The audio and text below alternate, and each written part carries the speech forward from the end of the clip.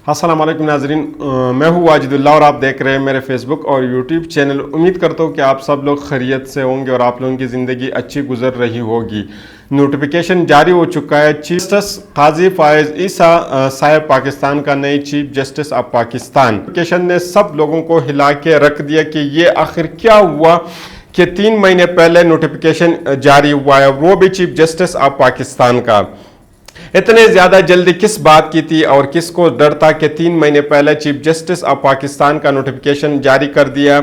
तो इसके हवाले से आपको बताएंगे, इसके हवाले से हमारे पास बहुत ज़्यादा तफसीलात है, वो आप लोगों के साथ शेयर करेंगे। जो ज़्यादा अहम चीज़ जो आप लोगों के सामने रखेंगे कि सदर आरिफ अलवी साहब ने इस नोटिफिकेशन को जारी कर दिया और उन्होंने इसके ऊपर कोई भी रुकावट नहीं डाली, उन्होंने इसको रुकवाया नहीं है और उन्होंने बहुत जल्दी इस नोटिफिकेशन को जारी कर दिया। तो इसके हवाले से भी बताएंगे कि आरिफ अलवी साहब ने ये क्या कमाल कर दिया अपनी ज़िंदगी में, अपने टेन्योर में, कि 3 महीने पहले चीफ जस्टिस ऑफ पाकिस्तान के नोटिफिकेशन को जारी कर दिया और उन्होंने अपने ट्विटर अकाउंट से क्या कुछ ऐसे के हवाले से जारी किया, वो भी आपको बताएंगे।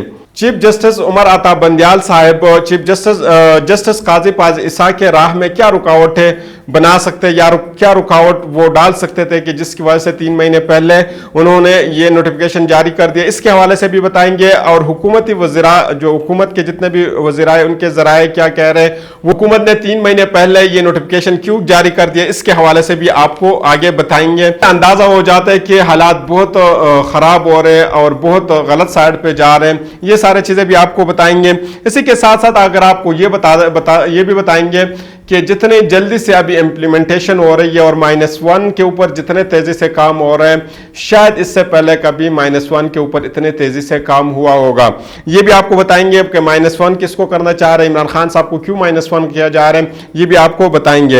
इमरान खान की गिरफ्तारी के हवाले से भी आपको बताएंगे कि इमरान खान साहब को कब गिरफ्तार किया जाएगा। क्या आपको बताएंगे कि इमरान खान साहब के ऊपर केस मिलिट्री कोर्ट में चलेगा या नहीं चलेगा, इसके हवाले से भी आपको बताएंगे। और कितनी जल्दी जो ना इमरान खान साहब के ऊपर मिलिट्री कोर्ट के अंदर केस चलेगा। सबसे पहले नाजरीन आपको सबसे बड़ी खबर बताते हैं, या वो खबर जो कंफर्म हो चुकी है और काफ़ी ज़राए से भी कंफर्म हो चुकी है। और पीपल्स पार्टी के जो सेंट्रल पंजाब के सदर ने भी इस बात को कंफर्म कर दिया हो चुका है कि पीपल्स पार्टी सेंट्रल पंजाब के कायम मुकाम सदर राना फारूक सईद जो है, उन्होंने लतीफ़ कोसा साहब की पार्टी रुकनियत ख़त्म कर दी है। मॉडल टाउन लाहौर में प्रेस कॉन्फ्रेंस करते हुए पीपल्स पार्टी के सेंट्रल पंजाब के सदर ने कहा कि लतीफ़ कोसा को कहा गया था कि आप रेड लाइन क्रॉस न करें और उन्होंने पार्टी की रेड लाइन को क्रॉस किया है। उन्होंने बताया कि लतीफ़ कोसा साहब पार्टी में बतौर वकील आए थे और पार्टी से बहुत ज़्यादा मुराहत लिए, लेकिन अब वो पार्टी को ब्लैकमेल कर रहे हैं। उन्होंने बताया कि लतीफ़ कोसा साहब चाहते थे कि उनके बेटे को अटॉर्नी जनरल बनाया जाए, लेकिन वो अटॉर्नी जनरल नहीं बना, तो ये अपने इस ओहदे को न मिलने पर उन्होंने ब्लैकमेलिंग करना शुरू कर दिया और पार्टी को वो ब्लैकमेल कर रहे हैं। पीपल्स पार्टी के सेंट्रल पंजाब के कायम मुकाम सदर ने कहा कि लतीफ़ कोसा की बुनियादी रकनियत ख़त्म कर दी गई है। इस मौके पर पीपल्स पार्टी सेंट्रल पंजाब के ऑफिस में वॉल ऑफ शेम भी लगाया गया है। वॉल ऑफ शेम जैसे कि पाकिस्तान में एक रिवायत बन चुकी है, 9 मई के बाद हमने वॉल ऑफ शेम हमने रावलपिंडी में काफ़ी जगहों पे देखा था, पाकिस्तान में भी काफ़ी इलाकों में हमने देखा था। ये गुर्बत की एक वॉल हमने देखी थी कि पिछले तकरीबन 3-4 साल पहले या 6-7 साल पहले पाकिस्तान में लोग कपड़े लाते थे और एक वॉल के ऊपर लगाते थे, एक दीवार के ऊपर लगाते थे, जिसको ज़रूरत थी वो उन कपड़ों को अपने घर लेकर जाते थे और अपने इस्तेमाल में लाते थे। लेकिन अब एक नई रिवायत शुरू हो चुकी है, जिस तरह आपके जहन में होगा या आपको याद भी होगा कि पहले दफ़ा नून लीग ने एक रिवायत कायम कर दी थी कि बेनज़ीर भुट्टो साहिबा की तस्वीरें जहाज से नीचे गिराई थी और बेहुदा तस्वीरें गिराई थी।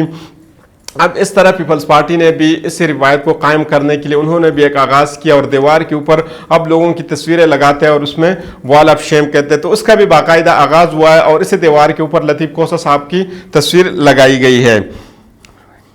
इस तस्वीर के बाद लतीफ़ कोसा साहब के घर पे जो कुछ हुआ, उनके साथ जो कुछ हुआ वो आपके सामने कि उनके घर के ऊपर फायरिंग हुई है, उनके हवाले से उन्होंने बता दिया कि उनके घर के ऊपर किस तरह फायरिंग हुई है और किसने की है। پھر اس کے ساتھ ساتھ اور بھی چھوٹے خبریں یہ بتائیں گے، پھر اپنے مین خبر کی طرف جائیں گے۔ اسلام آباد کی پولیس نے کل رات پی ٹی آئی کے رہنما سابق وفاقی وزیر سرور خان کو اسلام آباد سے گرفتار کر لیا ہے۔ پولیس کے مطابق وفاقی وزیر سرور خان کے ساتھ ان کے بیٹے منصور حیات خان اور بھتیجے عمار صدیق بھی گرفتار کر لیے گئے ہیں۔ 9 مئی کے واقعات کے اندر غلام سرور خان مطلوب تھے، پولیس کو مطلوب تھے، ان کے اوپر بھی مقدمہ تھا۔ اس کے ساتھ ساتھ آپ کو یہ بھی بتایا کہ کچھ صحافیوں کے اوپر بھی دہشت گردی اور بغاوت کے کیسز کر دیے گئے ہیں، دائر کر دیے گئے۔ ان میں جو سرپرست نام ہے وہ میں آپ کو بتانا چاہوں گا، بول نیوز کے مالک شعیب شیخ صاحب ہے، صابر شاکر صاحب ہے، سمیع ابراہیم صاحب ہے، معید پیرزادہ صاحب ہے، شاہین صہبائی صاحب ہے اور وجاہت سعید صاحب ہے، سعید خان ہے، وجاہت سعید خان صاحب ہے۔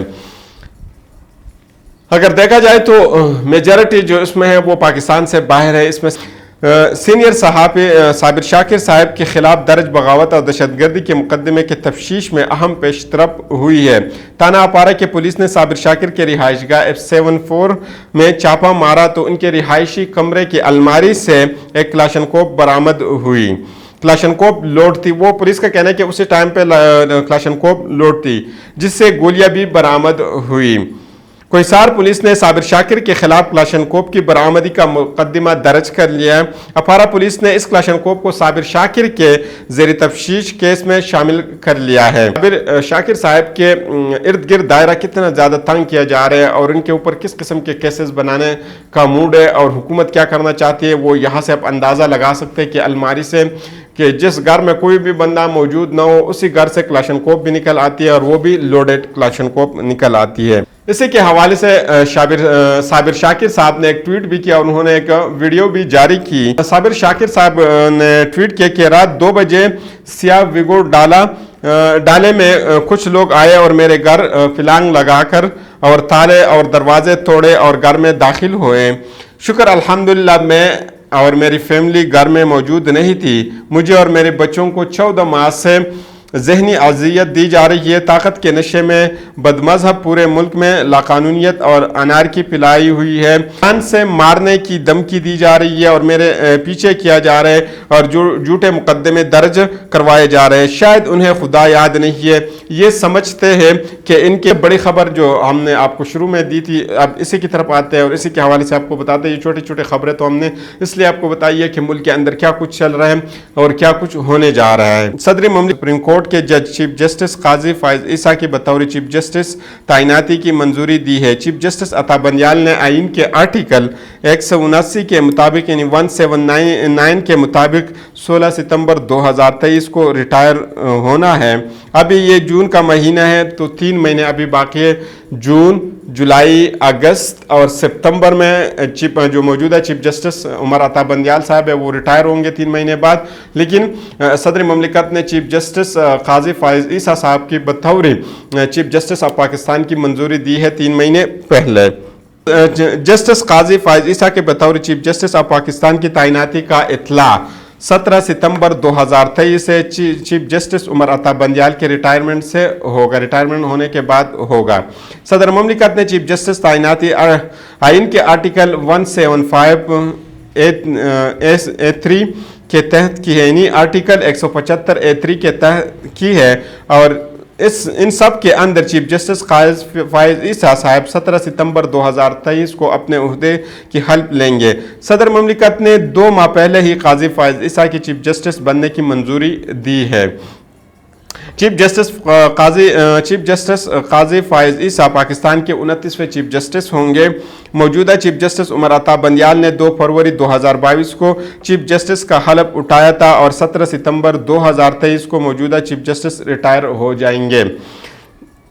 صدر مملکت جو ہے ان کے آفیشیل ٹویٹر اکاؤنٹ سے چیف جسٹس کی تعیناتی کی خبر بریک کر دی گئی ہے۔ چیف جسٹس قاضی فائز عیسیٰ ظاہر ہی بات ہے کہ وہ خبروں کی زینت رہے اور کافی عرصے سے خبروں کی زینت رہے، پچھلے ٹینیور میں بھی، اب اس حکومت کے ٹینیور میں بھی وہ خبروں کی کافی زینت بنتے رہے اور شاید یہ پاکستان کے پہلے ہی جسٹس ہوں گے جن کو بہت زیادہ میڈیا میں کوریج ملی ہے، جو پاکستان میں بہت زیادہ جس کو ڈسکس کیا گیا ہے۔ موجودہ حکومت بھی کافی چیزیں کلیم کر رہی ہے اس حوالے سے۔ اگر دیکھا جائے تو سپریم کورٹ کے اندر بھی 2 گروپس تھے، بندیال बंदियाल ग्रुप और फायज ईसा ग्रुप, तो वो ग्रुप भी ऑलरेडी मौजूद थे सुप्रीम कोर्ट के अंदर। चीफ जस्टिस के साथ इख्तिलाफात और इमरान खान के दौर में इन फॉर रेफरेंस दायर करना। चीफ जस्टिस उमर अता बंदियाल साहब के साथ जो इख्तिलाफात दा चीफ जस्टिस काजी फायज ईसा साहब का और इन्हीं के ख़िलाफ़ इमरान खान साहब के दौर में रेफरेंस दायर करना, फिर तहक़ीक़ात करना, फिर इनकी अहलिया को जाना और फिर इनकी अहलिया को जाना और फिर इस रेफरेंस का ख़त्म होना और ये तमाम ख़बरें और जस्टिस उमर अता बंदियाल से इख्तिलाफात करना और रजिस्ट्रार को फारिग करने की सिफारिश करना और इसके बाद पार्लियामेंट के अंदर जाकर आइन का किताब दिखाकर और ख़िताब करना और फिर इसके ऊपर वजाहत देना, ये सारी चीज़ें हम देख चुके हैं कि ये काजी फायज ईसा साहब कर चुके हैं इससे पहले। मौजूदा वज़ीरा जितने वज़ीराए या वज़ीर हुकूमत के या हुकूमत के साथ जितने भी एफिलिएटेड या हुकूमत के साथ जो बाकी जितने भी लोग हैं, उनका भी ये दावा है कि आने वाले जुडिशरी नवाज शरीफ को इंसाफ देगी। जो मौजूदा वज़ीरा है उनका ये राय या इनका ये ख्याल है कि आने वाले जुडिशरी नवाज शरीफ साहब को इंसाफ देगी। चीफ जस्टिस के आने के बाद कानून का बोलबाला होगा। चीफ जस्टिस फायज ईसा साहब के आने के बाद कानून का बोलबाला होगा। अब आपको चीफ जस्टिस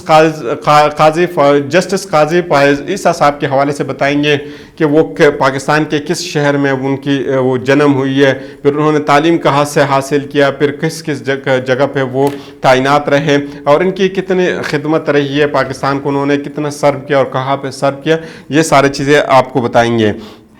चीफ जस्टिस काजी फायज ईसा के हवाले से ये सारी चीज़ें आपको अभी बताएंगे। 26 अक्टूबर 1959 को क्वेटा में पैदा हुए। इनके वालिद साहब काजी मोहम्मद ईसा तहरीक पाकिस्तान के अहम रुकन थे। ये जब बरसगीर की बात थी उस वक्त की ये बात है। और इनके दादा काजी जलालुद्दीन साबिका रियासती क़िलात के वज़ीर आज़म भी थे। इनके वालिद बलूचिस्तान के पहले शख्स थे जिन्होंने लंदन से कानून की डिग्री हासिल की थी।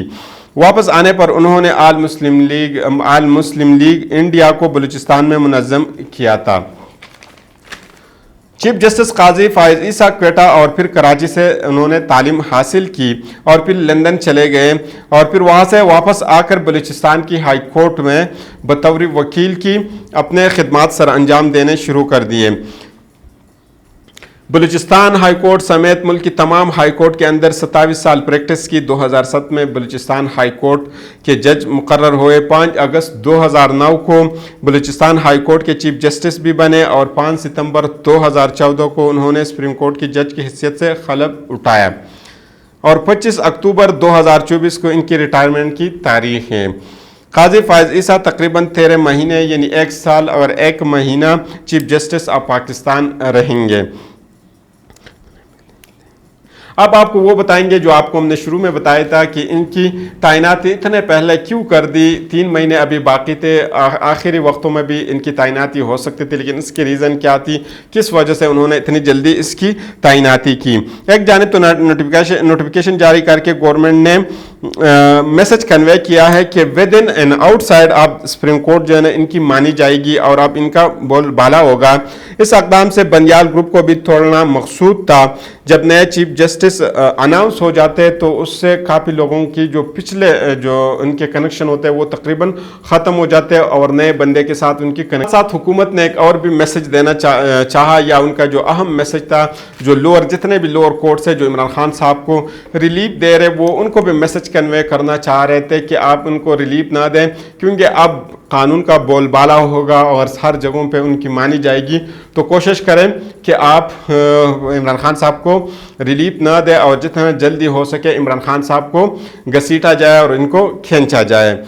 तो ये हमने कोशिश की, आज आपको जितने भी सिचुएशन थे वो आपको बता दिए।